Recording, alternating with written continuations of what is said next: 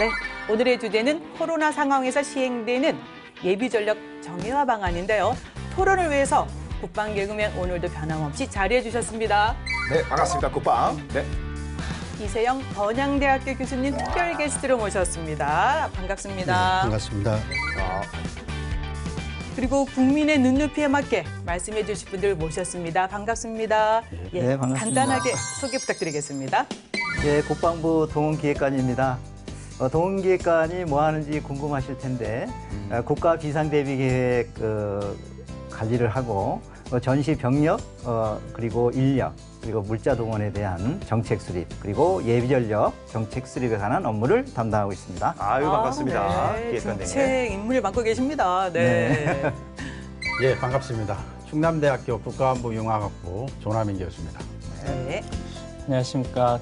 한국국방연구원의 정철우입니다. 예비역 병장 출신이고요. 연구원에서 공원예비군 분야 주로 연구하고 있습니다. 네. 원래 통상 3월에 시작된 걸로 알고 있는데요. 예, 코로나19 상황 때문에 많이 늦춰졌습니다. 잠시만요. 예. 사실 나라는 현역이 지켜야 되는 거 아닙니까? 예비군은 그냥 스페어 타이어예요, 그죠? 예비 전력일 뿐인데, 그리고 우리 예비군들 같은 경우 예비군 훈련 가면은 그렇게 몸이 지쳐 있어, 그죠? 하품도 나오고 그냥 설렁설렁 있다가 도시락 까먹고 우리 교수님도 그러셨잖아요, 그죠? 그냥 편안하게 있다 오시는, 그렇지 않습니까? 왜 안 말? 저만 쓰레기 되는 겁니까? 얘기를 해주십시오. 맞아요. 네. 그죠? 네. 예, 누가 하시겠습니까? 예. 아니, 네네. 영진 씨, 예, 예. 대충이라네. 뭐 예비 타이어가 뭡니까 여기서? 아, 예, 죄송합니다.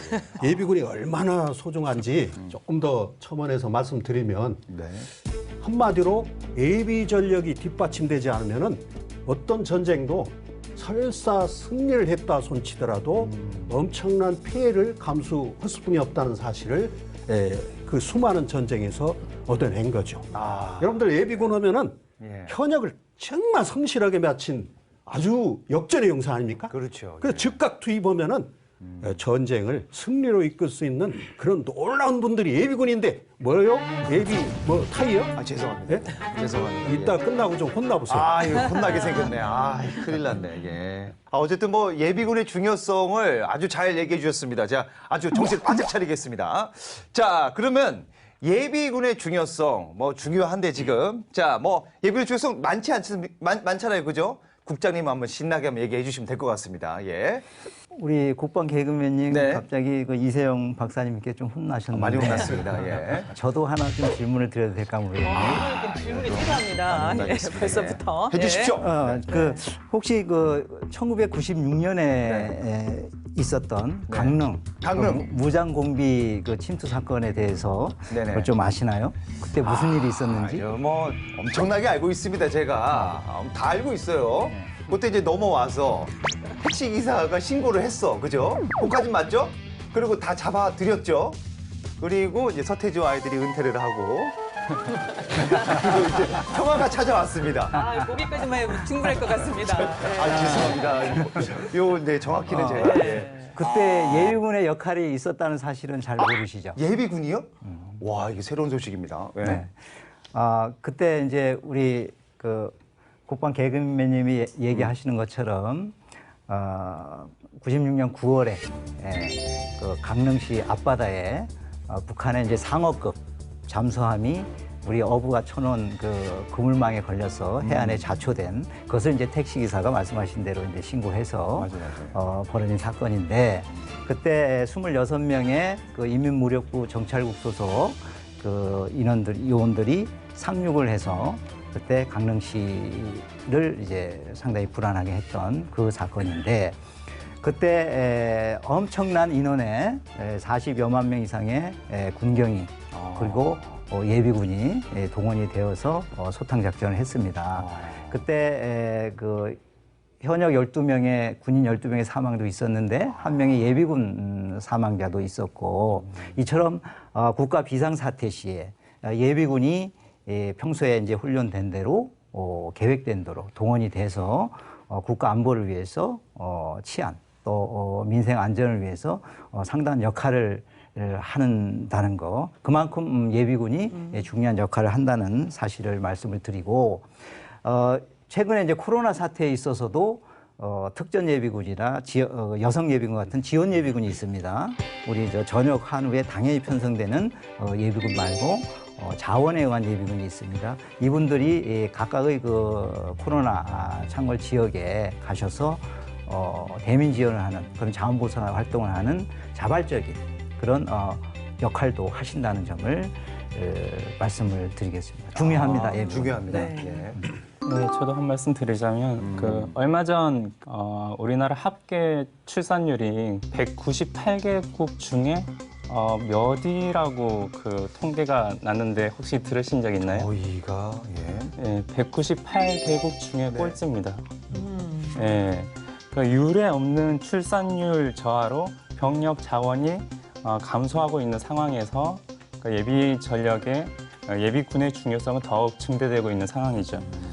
출산율이 낮아지면 병력 자원이 감소하고 그러면 상비 병력 감축이 불가피합니다. 그러니까 현역으로 다 지키면 된다고 말씀하셨는데 그러니까 지킬 자원이 부족해지는 거죠. 그렇지. 그러니까 실제로 현재 상비 병력이 약 62만 명 수준인데 2022년까지 50만 명 수준까지 감축을 목표로 추진되고 있거든요. 그래서 그러면 그 감축되는 만큼 상비 병력을 대체할 수 있는 예비 전력을 정예화하는 것이 중요해지는 것입니다. 그래서 실제로 국방개혁 2.0에서도 그 예비 전력의 정예화가 핵심 과제로 포함되어 있는 것도 그러한 이유입니다. 네. 우리 그 패널 분들이 깔끔하게 정리가 됐습니다. 어젯밤에 열심히 공부한 보람이 있네요. 예, 열심히 하셨어요, 그죠? 자, 정말 예비군의 중요성 다시 한번 제가 느끼는데 하지만 예비군의 능력 여기서 끝이 아닙니다. 바로 요걸 가야 됩니다. 바로 국방 지식의 모든 것, 국방 지식의 늪입니다. 예비군의 놀라운 활약상을 지금부터 보여드리겠습니다. 그것이 알고 싶은 지식 포커스. LA 한인타운에서 일어난 전대미문의 폭동. 검은 연기가 한인타운을 뒤덮었고 상점들은 잿더미로 변했습니다. 신고해야 돼, 신고부터 해야 돼. 네, 여보세요? 네, 경찰서죠. LA 한인타운에 폭동이 일어났는데요. 네? 여긴 못 와요? 한인분들 대피하세요. 아, 누가 우리 좀 지켜주세요. 도움이상이요.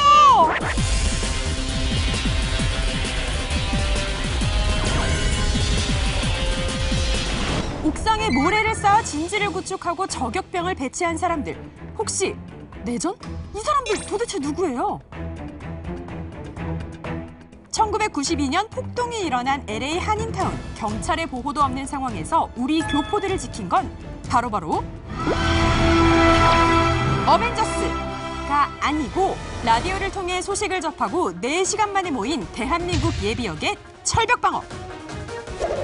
이후 군 병력이 투입되면서 폭동도 마무리됐는데요. 아무도 지켜주지 않았던 우리 교민들. 그들을 지켜준 건 바로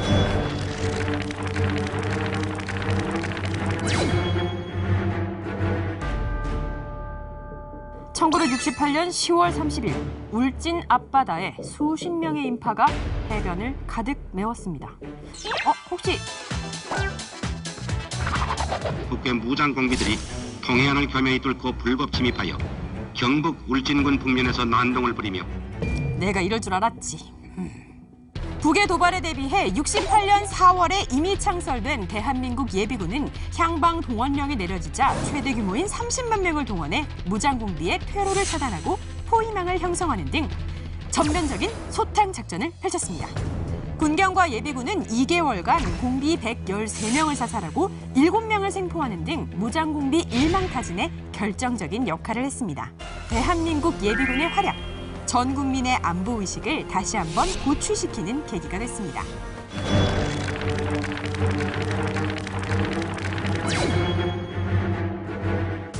정규군만큼 중요한 병력인 예비군. 해외에서도 각 나라의 예비군들은 다양한 활약을 펼치고 있는데요. 가장 모범적인 징병제 국가로 불리는 이스라엘.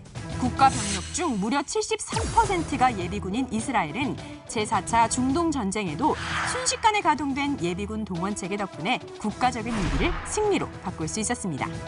미국의 경우 작전 책임 지역은 전 세계를 아우르는 반면 상설 병력은 약 128만 명에 불과한데요. 그럼에도 불구하고 미군이 전 세계에서 군사력을 투사할 수 있는 이유는 바로 약 80만 명의 예비군 덕분인데요. 제1차, 2차 세계대전 당시에도 각각 40만 명, 30만 명의 예비군이 동원됐고요. 2003년 이라크 자유작전 당시에는 파병 병력의 40%가 모두 예비군. 100년에 가까운 시간 동안 미군의 중심축을 담당해왔습니다. 마지막으로 군 정예화를 위해 징병제를 폐지하고 2018년부터 모병제로 전환한 대만. 중국과 대치 중인 대만은 전시 상황에 대비해 무려 165만 명의 예비군이 상시 대기 중이라는 사실. 중국 본토보다 무려 약 100만 명이나 많은 인원이라고 하네요.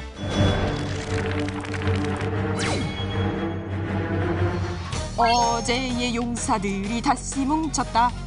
한 국가 전체 병력에 포함되는 예비군은 매우 임포턴트한 전력으로 분류되는데요. 사회에 기여하고 국가를 지키는 대한민국의 예비군.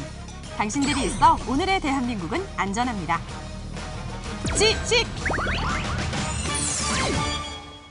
저는 근데 궁금한 게 예비군 언제 생긴 걸까요? 궁금합니다, 이거. 예. 그건 제가 간단하게 말씀드리겠습니다. 예. 그 배경에는 이제 북한을 뺄 수가 없죠. 예, 1960년대에 이제 북한은 전 인민의 무장화, 4대 군사 노선을 강화하면서 이 군사 도발과 침투를 계속해서 감행을 했습니다. 한 가지 예를 들어드리면 1968년 1월 21일입니다. 김신조미 31명이 맞아. 무장공비 침투 사건 아시죠? 맞아요. 막 들어왔잖아요. 청와대를 습격했는데 물론 실패했습니다, 중간에. 그리고 이틀 뒤입니다. 1월 23일에 바로 동해상에서 정보 수집 함으로 알려져 있는 미국의 피에르 프로가 있었는데 이게 납북이 됐습니다. 그래서 이런 국가적 위기 상황을 잘 극복하기 위해서 지역과 국가는 우리 스스로 지켜야 된다라고 해서 탄생된 것이 바로 예비군입니다. 위키백과보다 더 정리가 잘 됐습니다. 할 얘기가 많은데 간단하게 이렇게 정리를 하겠습니다. 좀 더 집중해 보겠습니다. 네. 국장님, 제가 질문 드리겠습니다. 네. 예비군 훈련 어떻게 시행될 계획인지 좀 말씀을 좀 정리해 주세요.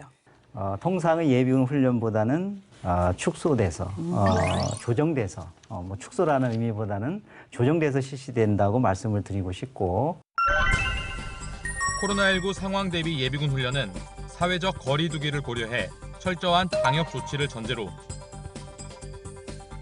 공원 예비군 훈련과 지역 예비군 훈련 구분 없이 하루 4시간 필수 훈련을 실시하며 인터넷을 활용한 원격 교육도 시범 적용됩니다. 단, 소집 훈련의 경우 사회적 거리두기 단계에 따라 지역별로 조정될 수 있습니다. 시간이 4시간이다 보니 기본적으로 이 다양한 그 예비군 훈련 과목을 다 소화할 수는 없고요, 현실적으로. 그래서 주로 예비군들이 꼭 사격과 같은 이게 실전적인 체험 위주로 꼭 행동화해야 되는 그런 전투 기술 과목을 중심으로 4시간을 알뜰하게 교육을 실시를 할 거고요. 그래서 기본적으로 어려운 가운데 예비군들의 건강을 지키면서 예비 전력 유지라고 하는 그런 안보상의 중요한 부분을 고려해서 훈련을 실시한다. 이렇게 말씀을 드리겠습니다. 부장님 궁금한 게 있는데 저 같은 경우는 1시간만 받아도 워낙 제가 잘했으니까 저는 다 소화가 되는데 이 4시간, 교육 4시간 받고 이거 달성하기 쉽지 않을 것 같아요. 어떻게 보십니까? 그렇죠? 예, 그렇게 생각을 하는 것은 당연하고요. 네네.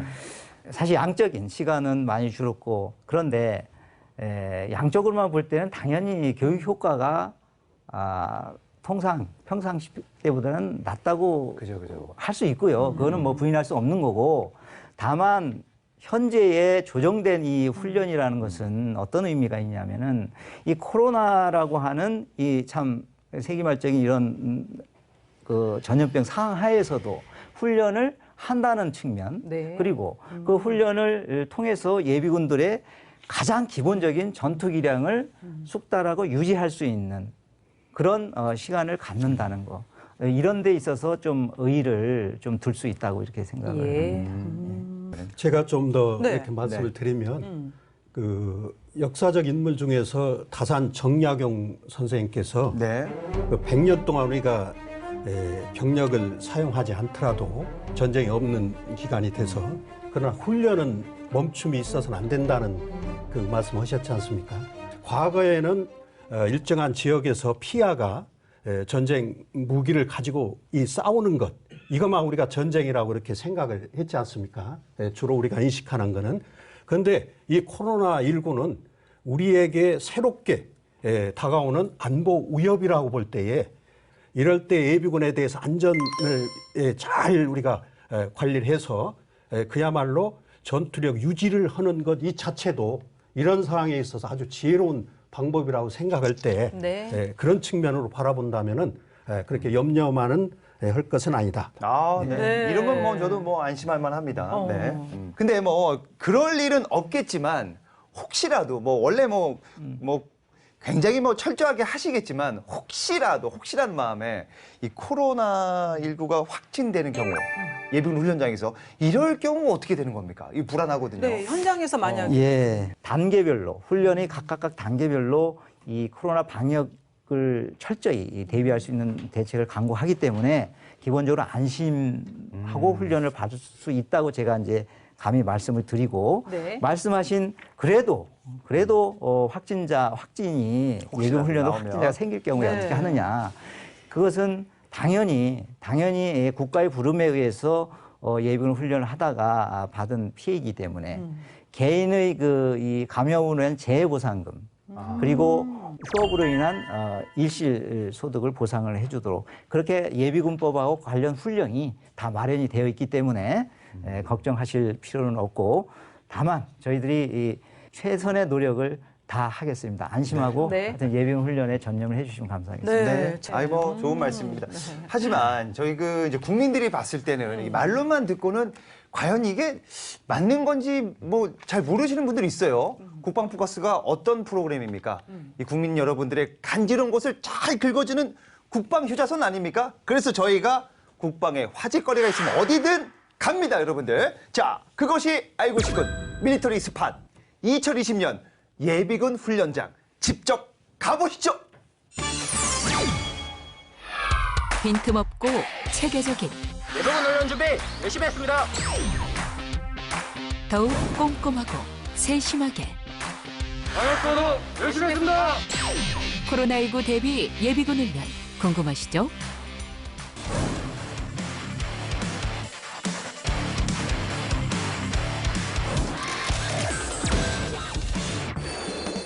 대한민국 안보의 필수 전력 예비군. 코로나19 종식이 쉽지 않은 상황에서 앞으로 어떻게 실시될까요?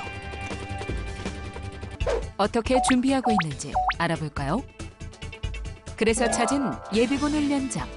단계별로 마련된 방역 지침에 따라 입소 전 유사 증상자 차단부터 안전한 훈련을 위한 준비까지 철저하게.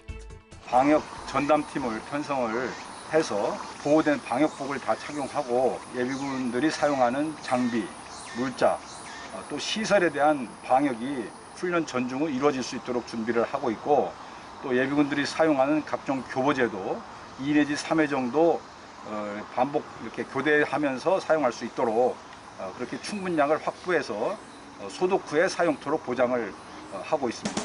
먼저 예비군 훈련장에 도착하면 일단은 이것부터 작성해야 합니다. 선배님, 건강상태 질문서 잘 작성해 주시기 바랍니다. 유증상자와 의심 증상자는 귀가시키고 긴급 상황 대비 연락처 최신화, 사회적 거리 두기는 당연지사. 그리고 발열 체크도 필수겠죠.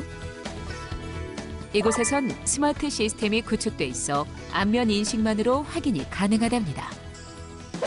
입소 후 드디어 훈련 시작. 잠시만요. 방역부터 하고 가실게요. 예비군 여러분, 사격장 내에서는 반드시 마스크를 착용해 주시기 바랍니다. 사격 시작하겠습니다. 사수, 엎드려, 쏴. 조별 개인거리 간격 2m 유지. 사격 훈련 시작. 철저한 방역 지침 아래 훈련은 진행되고 그 점수는요? 실력이 대단한데요. 훈련을 마치면 잠시만요. 소독하고 가실게요. 사용한 총기와 장구류를 꼼꼼하게 소독한 뒤 다음 조의 훈련이 시작됩니다. 과학화 예비군 훈련의 꽃.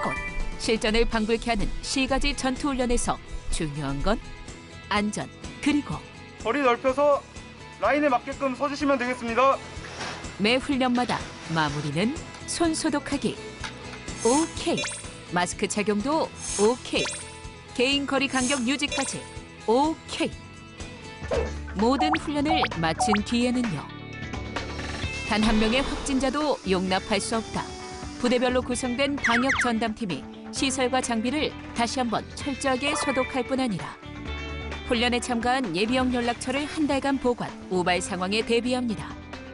우리 예비 전력도 어떠한 상황에서든지 임무를 수행할 수 있어야 하기 때문에 코로나19와 같은 전례 없는 상황 속에서도 충분히 소기의 훈련 성과를 달성할 수 있다라는 전제하에 그러기 위해서 안전이 우선 보장된 상태에서 예비군이 훈련에 집중할 수 있도록 만전을 기하고 있습니다. 마지막으로 하실 말씀 하나 더 있다고요? 예비군 대원 중에서 의심 증상자가 있는 그러한 인원 같은 경우는 추가적인 서류라든가 예비군 부대를 방문할 필요도 없이 훈련 연기가 가능하도록 절차를 간소화했습니다. 철저한 준비, 짧고 강한 훈련. 코로나19 상황을 대비한 예비군 훈련을 부탁해. 철저한 방역 그리고 다양한 조치 우리 국장님 철저하게 지금 준비하고 계십니다. 자, 근데 국장님 과학화 예비군 훈련장 구축 지금 상황이 어떻게 되는 겁니까? 이거 시작된 지 꽤 오래됐죠. 14년도부터 저희들이 전국에 이제 대대급 단위로 산재해 있는 그 예비군 훈련장을 권역별로 40개로 이제 통합하면서 그 통합 훈련장을 과학화 훈련장으로 이제 바꾸는 겁니다. 네. 현재 기존에 되어 있는 것이 서울의 이제 건국훈련장 같은 경우, 그리고 강원도 원주의 그 만종훈련장, 그리고 충북이죠. 거기에 이제 3개의 훈련장이 해서 5개가 이미 구축돼서 운영 중에 있고요. 예. 그 연말까지, 금년 연말까지 9개가 이제 추가로 완공이 됩니다. 그래서 이제 14개로 이제 운영이 될 텐데, 24년까지는 총 이제 말씀드린 40개가 완공이 되고요. 지금 과학화 예비군 훈련장은 예비군들의 훈련을 어떤 시간적인, 장소적인, 그리고 인력이라고 하는 이런 물리적인 여건을 극복할 수 있는 그런 선진국에서도 이렇게 가고 있는 예비군 훈련 시스템이라는 걸 이제 말씀을 드리고, 저희도 그래서 국방개혁 2.0의 예비전력 정예 과제의 중요한 과제로 넣어서 추진을 하고 있는 거고요. 시설도 아시다시피 이제 영상 모의 사격장이라든지 마일즈 장비를 위한 쌍방 교전 훈련 시스템이라든지 이런 것들을 자동화, 또 어떤 상황을 투사한 형태로 해서 쌍방향적인 이제 훈련을 실시할 수 있도록 하는 시스템이고, 스마트워치를 그 예비군들에게 지급을 해서 예비군이 어디에 위치해서 어떤 훈련을 하고 있는지를 교관이 하나의 그 모니터에서 다 통제 관리할 수 있는 그런 선진화된 시스템이 이제 되겠습니다. 그야말로 선진화된 그 예비군 훈련장 이제 구축이 된 게 9개고 앞으로 이제 총 40개가 만들어진다 이것이죠. 국방개혁위원님, 제가 또 하나 또 질문을 해도 되나요? 제가 괜히 질문을 해서 또 이게 난감하게 만드는지 편안하게 하십시오. 혹시 그 VR이 뭔지 아십니까? VR은 다 알죠. 게임하는 거 아닙니까? 쓰고 그냥 총 쏘고 이렇게 막 게임하고 운전하고. 맞습니다. 쉽게 얘기하신 거고, VR의 개념을 사실 버추얼 리얼리티 그래가지고 가상현실을 이용한 이제 여러 가지 게임도 하시고, 또 이게 예비군 그런 게임의 어떤 그런 그 시뮬레이션을 예비군 훈련장에 적용한 거죠. 그렇죠. 그거를.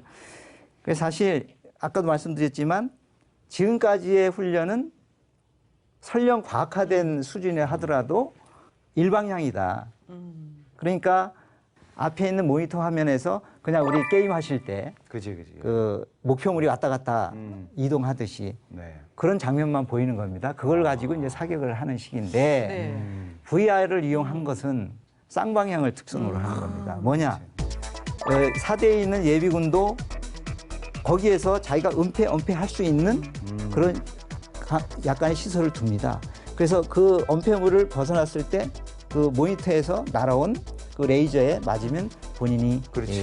사상 내지는 이제 전투력 손실이 되는 그런 상황. 네. 그렇게 쌍방향적으로 구현을 해서 네네. 실질적인 그 훈련이 될 수 있도록 네. 그렇게 해놓은 것이 바로 VR을 활용한 이제 그 훈련 시스템이 이제 되겠습니다. VR 훈련 시스템 이거 흥미진진해질 것 같습니다. 맞아요. 더 훈련이 훨씬 더 재밌단 말 써도 되겠습니까? 재밌어서 네. 참고로 말씀드리면 말씀드린 이제 VR은 현재 이제 서초 예비군 훈련장, 네. 예, 과학화 예비군 훈련장이 이제 연말에 완공이 되는데 아. 거기에 이제 최초로 시범 적용이 되고 네.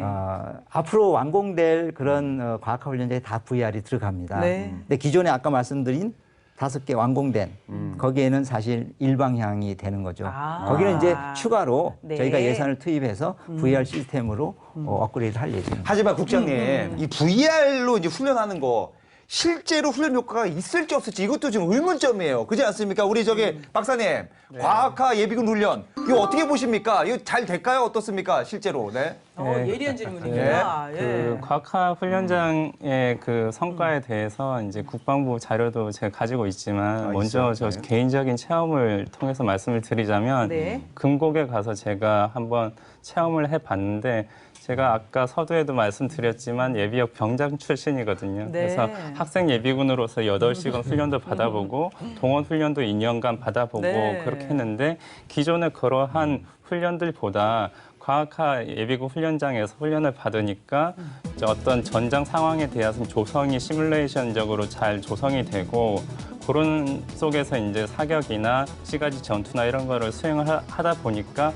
좀 더 이제 그 몰입이 되고 또 흥미도 유발되는 그런 효과가 있었거든요. 이거는 저 개인적인 생각, 그 체험에서 우러난 말씀이었고 이제 국방부 자료에 의하면 우선 입소 등록이 자동 시스템 하에서 이제 이루어지기 때문에 소요 시간이 확실히 줄어드는 네. 그런 효과가 있었고 그다음에 과학화 장비를 이용해서 훈련을 함으로써 이제 예비군들의 훈련 동기가 유발되는 효과. 그래서 그 결과로 뭐 예를 들어서 사격 합격률이 77%에서 92%로 확 올라간다는 뭐 그러한 훈련 성과라든지 그리고 네. 예비군들의 그 훈련에 대한 만족도 역시도 이제 획기적으로 올라가는 그러한 효과가 있었다고 하고요. 그리고 이제 VR에 대해서 이제 계속 말씀을 하고 계셨는데 VR 장비를 이용한 훈련의 효과는 아직 우리가 경험해 보지는 못했지만 마치 2D 영화를 보다가 이제 4D 영화를 보는 것과 같은 그런 차이가 나지 않을까 하고 생각을 하고요. 보다 생생하고 입체적인 그런 전장 상황이 구현이 되고 거기서 실전적인 훈련이 이루어질 수 있지 않을까 그렇게 기대를 하는 바입니다. 네, 설명을 잘해 주셨는데요. 네. 그런데 이제 그 LVC 기반 합성 전장 훈련 환경 구축 이런 단어가 있어요. 근데 이게 좀 추진되고 있다고 하는데 근데 혹시 네네. LVC 뭔지 아십니까? LVC는 제가 당연히 모릅니다. 전혀 모릅니다. 그럼 답변을 도대체 누가 해주시는 겁니까? 근데 제가 볼 때는 역시 조 교수님이 답변해 주셔야 우리 되는데 교수님이. 저도 조금 더 듣고 싶습니다. 예비군 훈련장에 4차 산업혁명 기술을 접목해서 현역 장병처럼 예비군들도 훈련을 한다면 좋지 않을까 싶은데요. 어떻습니까? 이 예비군들 훈련을 어떻게 동기유발을 시킬 것이냐, 네. 그다음에 이 자발적인 참여를 어떻게 유도해낼 것이냐는 게 매우 관건인데 이번에 이제 국방부에서 VR 활용한 그 영상 모의 사격 체계 이거를 이제 시험을 한다고 그러더라고요. 그래서 매우 아주 잘하고 다행이다 늦었지만 이런 생각이 좀 들고요. 이제 LVC 관련해서 이게 좀 더 구체적으로 말씀드리면 이 LVC는 이제 합성 훈련 체계라는 건데요. 앞으로 LVCG 훈련 체계에 의해서 이제 예비군 훈련이 돼야 되겠다 하는 겁니다. 그게 뭐냐면 L이라는 건 이제 라이브라는 건데요. 예비군들이 팀을 이루어 가지고 과학화 장비를 활용해서 실제 행동화하면서 하는 겁니다. 예를 들면 이제 마일즈 같은 것이죠. 마일즈 같은 거를 팀별로 장착을 해서 활용해 가지고 훈련의 어떤 흥미 유발을 유도해내는 거고요. 그 다음에 이제 현역들은 전차 조종수라든가 또 뭐 비행기 조종사라든가 이런 인원들이 시뮬레이터 훈련을 합니다. 그래서 예비군들도 이제 시뮬레이터를 좀 해야 되겠다. 그건 뭐냐면은 사실 현대전은 매우 복잡합니다. 그래서 사전에 이 절차 훈련을, 과정 훈련을 잘 해야 되고요. 그래서 예비군들이 현대전에 아주 다양한 그 요원들이, 기능들이 필요하기 때문에 그 인원들에게 시뮬레이트 훈련을 미리 시켜가지고 훈련 성과를 좀 달성할 필요가 있다라는 거고요. 다음에는 이제 워게임에 관한 훈련입니다. 예비군 훈련을 지휘하는 지휘관 참모요원들의 어떤 전투 지휘 훈련, 또 상황 조치 절차 훈련, 이런 것들을 해야 된다 하는 것이고요. 이런 세 가지들의 모든 것이 융합돼 가지고 이제 게임을 해야 된다. 네. 그러니까 이제 태블릿 PC라든가 무슨 뭐 휴대폰을 가지고 예비군들이 직접 이런 걸 가지고 게임을 해서 예비군들의 훈련 성과를 좀 효율적 효과성을 높여야 된다 하는 것이죠. 그래서 앞으로는 이 과학화된 LVCG 체계를 유도해내서 그것을 도입을 해가지고 예비군 훈련도 흥미도 유발하고 자발적인 참여도 유도하고 또 훈련의 성과라든가 경제성 이것도 유도해내야 된다. 근데 예비역의 뛰어난 능력을 유사시에만 동원할 게 아니라 좀 더 적극적으로 활용해야 되는 거 아닌가 생각 좀 들어요. 그죠? 맞습니다. 그래서 제가 들은 용어가 평시복무 예비군제도 도입. 요거 굉장히 심각하게 추진하고 있다고 들었는데요. 국장님 어떻습니까? 예, 아유, 말씀 잘해 주셨습니다. 네. 사실 제가 동원기획관을 하면서 추진해야 될 정책의 최우선순위에 있는 것이 평시복무 예비군 제도인데요. 네. 평시복무 예비군 제도의 취지는 짧게 얘기 드리면 우리 동원 위주 부대라고 해서 동원사단 또 동원 보충대대 앞에 동원자가 들어가 있는 그 부대 명칭이 있습니다. 이 부대들이 실제 상비사단보다는 병력 수가 상당히 적어요. 아, 적구나. 상당히 적습니다. 10%가 채 안 되죠.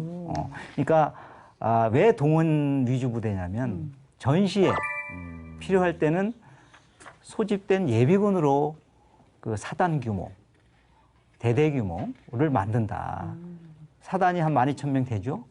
그러면은 한 11,000명을 예비군으로 해야 이제 하나의 완편된 사단이 되는 겁니다. 그래서 이런 동원 위주 부대들의 편성률이 이렇게 작은 상황에서 만약에 유사시에 병력을 동원해야 된다 그러면 그리고 이 동원된 이 예비군들 병력을 즉각적인 전투력을 발휘할 수 있도록 준비 태세를 갖춰야 된다 그러면 이런 차원에서 이 90% 이상의 동원된 예비군으로 구성된 이 사단이 과연 신속하게 완편이 될 것이며 또 완편된다 하더라도 그것이 전투력을 바로 발휘해서 전방 군단의 예비사단의 그 손상된 전투력을 대체할 수 있겠느냐. 이런 현재의 문제점이 있습니다. 그래서 평시복무 예비군 제도는 우리 상비부대의 각 간부들이 보직돼서 전평시 공익 근무를 하지 않습니까? 그것처럼 동원사단 같은 동원 위주 부대에도 주요 핵심 지휘자들, 예를 들면 대대장직이, 또 화력처 같은 데에 또 화력 참모직이, 이런 직위들을 예비역 그 영관급 장교라든지 뭐 그런데 평시 소집, 그러니까 현재는 2박 3일간의 병사나 간부나 2박 3일의 동원 소집 훈련으로 하는 게 답니다. 그런데 간부, 병사는 그렇다 하더라도 간부가 병사와 동일하게 훈련 기간을 2박 3일한 것으로 과연 전시에 그 부대를 지휘하고 통제해서 전투력을 발휘할 수 있겠느냐. 이런 문제가 있기 때문에 평상시에 180일 내지는 150일, 120일 이런 주기별로 차등을 두어서 상시 개념의 근무를 할 수 있도록 함으로써 이 전투력을 평시에 간출 수 있도록 해주자는 것이 이 평시 이 복무 예비군의 이제 취지가 되겠습니다. 네, 그러니까 일종의 예비 전력 정예화 관점에서 이제 실시가 되는 겁니다. 그런데 역시 그런 부분에서도 국민적인 관심과 지지가 필수적이지 않을까 싶은데요. 그래서 정 박사님, 평시 복무 예비군 제도의 빠른 시행을 위해서 꼭 필요한 게 뭔지 좀 짚어주시겠습니까?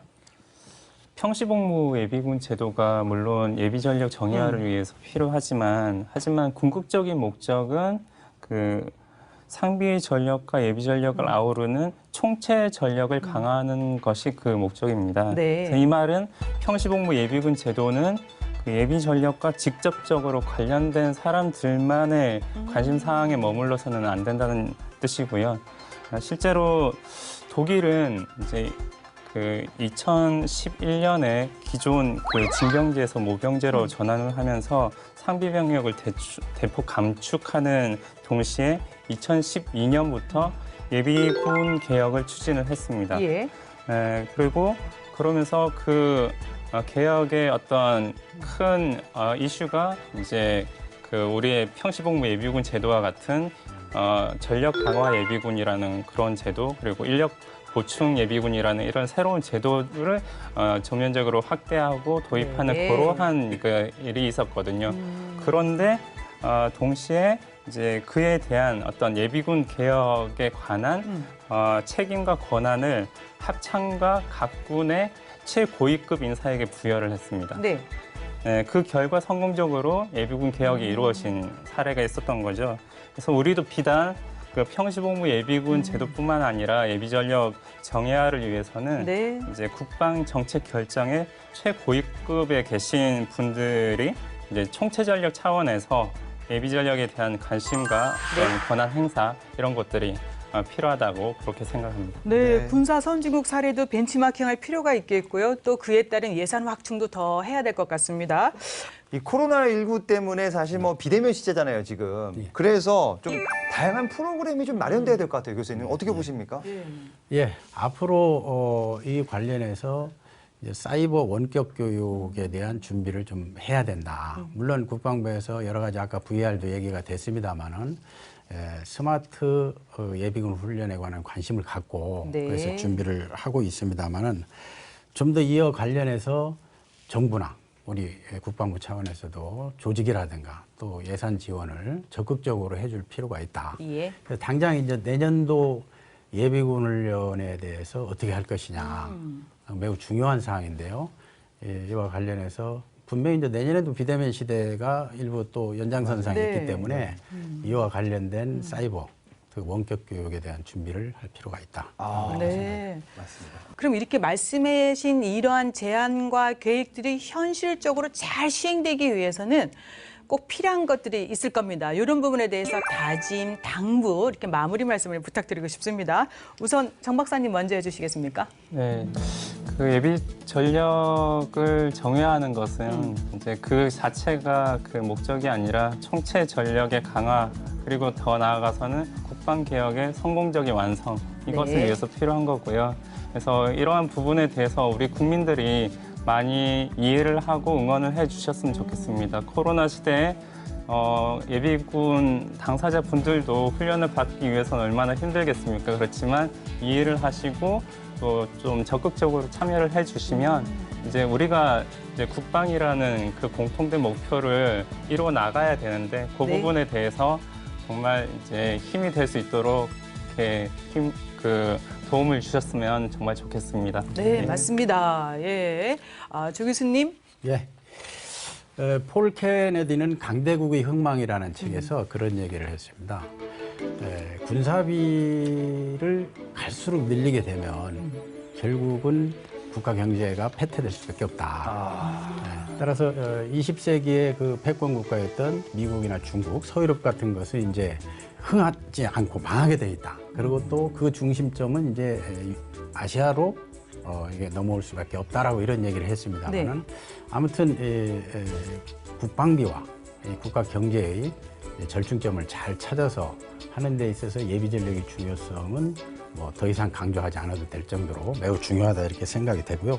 특히 예비 전력 예산을 국방비 대비 1%를 상향시키겠다라고 말씀하셨어요. 네, 이거는. 우리나라 전체 예산이 1년에 500조 이상이고 국방비가 대략 50조 이상인데 50조에 현재 0.4%입니다. 우리가 대략 2천억이 좀 넘는데 많이 좀 이것을 투자해야 돼요. 대통령께서도 1% 정도로 이렇게 확장시키겠다고 했기 때문에 네. 예산에 대한 이런 어떤 관심, 의지. 네, 의지 이것도 매우 중요하다 하는 말씀을 드리고요. 마지막으로 우리 예비군 여러분 또 예비 전력을 관리하는 여러분 국민의 한 사람으로서 여러분들에게 감사하다는 말씀을 드리면서 마치겠습니다. 네, 힘내십시오라는 말씀하신 겁니다. 네, 예, 마무리 말씀 부탁드리겠습니다.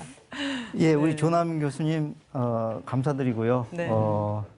사실 제가 해야 될 일이 이제 평시 복무 예비군, 과학화 예비군 훈련장 참 많이 있습니다만은 그러한 모든 것이 기반으로 기초적으로 예산이 뒷받침이 돼야 됩니다. 그럼요. 네. 그래서 그런 예산에 대해서 하여튼 제가 최대한 적정 예산이 1%라고 말씀을 하셨는데 대통령님도 말씀하셨습니다만 저는 솔직히 담당 국장으로서 몇 프로? 3%는 필요하다. 3%는 가야지. 예. 3%가 사실 1.5조예요. 예. 1조 5천억 원. 근데 이게 뭐냐면은 우리 상비사단 한 개 사단을 운영하는데 한 650억 듭니다. 그리고 대대 하나 하려고 하는데 한 60매덕 들고 이것을 5개 동원 사단과 동원 보충 대대 전시에 창설할 한 168개 대대인데 이것을 운영비를 합쳐보면 한 1조 5천억이 나와요. 그 정도 나오는 그래서 네. 동원 위주 부대, 물론 다른 부분도 많지만 동원 위주 부대를 온전하게 전력화할 수 있는 그런 돈이 1.5조는 아닌가 이런 생각을 해보고 예. 기본적으로 이 예비 전력은 이 정예 상비 사단으로만 감당할 수 없는 앞으로의 안보 위협.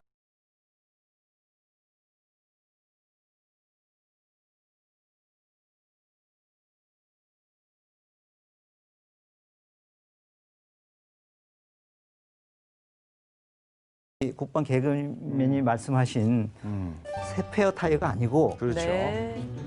원래 주 타이어와 똑같죠. 아니 어떻게 보면 같은 거를 주 타이어보다 좋아. 성능이 더 좋은 상태로 유지해야 맞습니다. 되는 거죠. 네. 그래야 운전자들이 그렇죠. 혹시라도 빵꾸 나도 네. 교체할 수 있다는 생각을 가지고 가는 네. 거죠. 멋집니다. 그런 논리에서 예비 전력이 기본 수준은 가지고 있어야 군의 운영과 국민들이 안보에 안심을 하고 할 수 있다. 이런 관점에서 예비 전력이 상비 전력에 준하게 좀 육성이 되어야 된다고 이렇게 생각을 하고요.